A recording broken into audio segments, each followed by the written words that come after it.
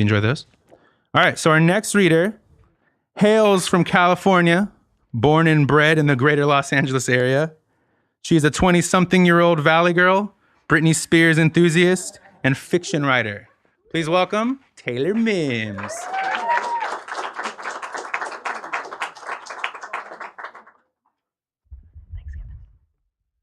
Okay, thank you everybody for sticking with us for 7 people now. All right. The one I'm going to read is called The Three Loves of Penny Faye. Can you hear me in the back? Yeah? Louder? Okay, louder. Got it. Okay, The Three Loves of Penny Faye. The first time Penny Faye found love, it hurt. Penny Faye and her mother had recently moved to Arizona. Her mother's new husband had a large home in Phoenix, where the plants were neither dead nor alive, where the trees vibrated with cicada, and the dry air made Penny Faye cough and wheeze. It was in Arizona that Penny Faye began kindergarten and found herself entranced with a red-faced, red-haired, and red-tempered boy named Charlie.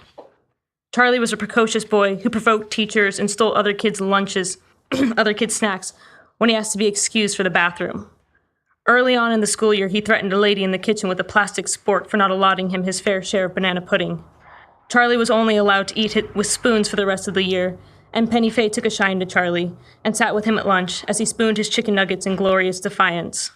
Penny Faye imagined living in the white dollhouse her mother had handed down to her on her 5th birthday, the one with enough bedrooms for a loving couple and 4 children, with large columns and pink frills throughout, and how Charlie would beam with pride over their exquisite silver every time they sat down for their family meal. On her braver days, Penny Faye would give up her sharper utensils just to see Charlie's grin as he cut his cafeteria food, glaring at the counselors, begging them to ask where he got the cutlery, and never giving them a straight answer. They never suspected Penny Faye because she was raised right, with a mother who could pull off all white, even after Labor Day, and wore oversized Versace sunglasses. Charlie found ways to reciprocate her affection, sitting behind Penny Faye in class and pinching her soft, freckled arms, and Penny Faye not hating the yank on, on her braids or the potent smell of his suntan lotion.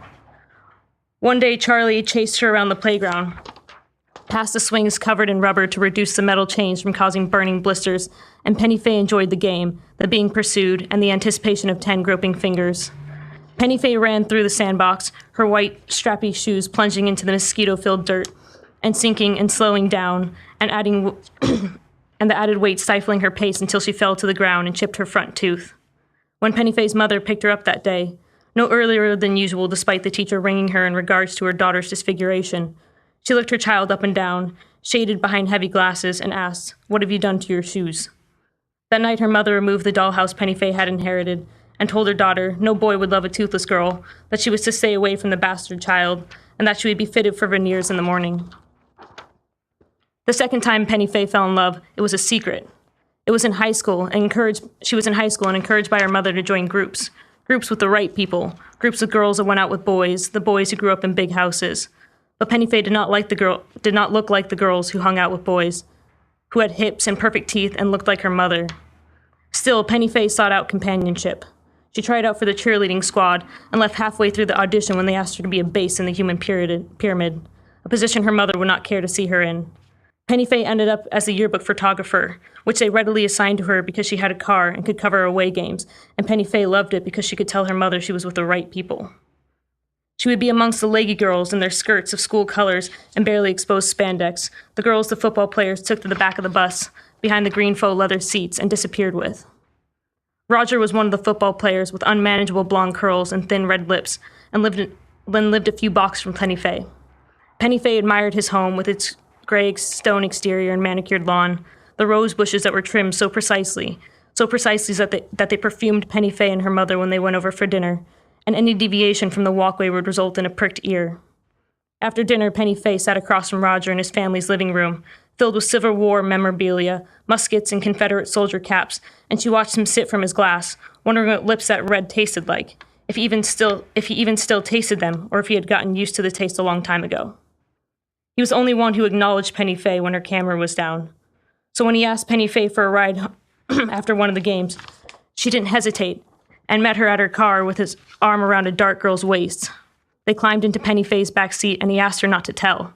Penny Faye listened from the wheel, and they pawed at each other, the dark girl whispering and Roger nibbling at her shoulder.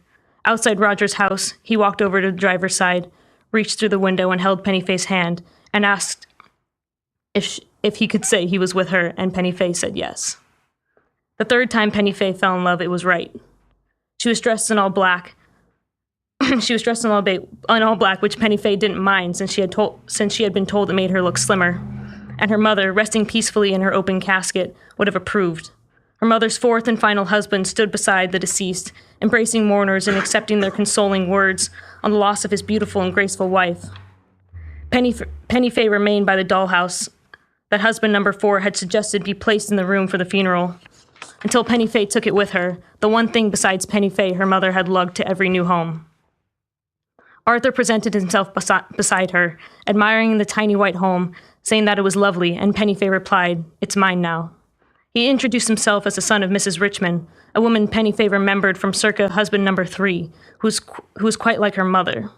Arthur explained that Mrs. Richmond regretted being unable to attend and had sent him in her stead with her condolences. Penny Faye thanked him, and he put his arm around her black, shrouded shoulder and took her for tea after the service, where he pulled out Penny Faye's chair and complimented her funeral attire. Arthur asked if he could see her again, and Penny Faye said yes, and lamented her mother passing before their acquaintance. She knew her mother would have liked Arthur, with his full head of dark brown hair that Penny ran her fingers through, his evenly tanned, strong arms, and full, genuine leather wallet. So Penny Faye longed for the weekends, when Arthur would come over for a dinner Penny Faye had prepared, and would eat and drink, and only kissed on the couch because he respected her and wanted to wait. But then Penny Faye became Penny Faye Richmond, and on their wedding night they made love, and it was quick, and Arthur kept the lights off and his eyes closed. Eventually he told Penny Faye that she was special, that he loved her, but he didn't love her or any woman that way, and that his mother would disown him as she knew.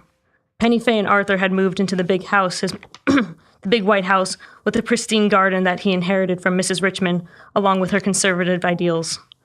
On Sunday, the elder Mrs. Richmond would come for supper and admire the flowers Penny Faye picked from their front yard and set as a centerpiece.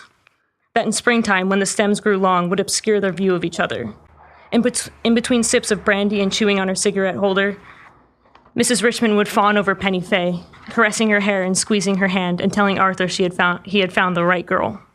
So Penny Faye stayed, and she slept alone in their plush white bed with its 4-post frame of varnished wood with intricate carvings of Cupid and cherubs, and Penny Faye traced the outline of her veneer with her tongue at night in the blue glow of reruns. Thank you.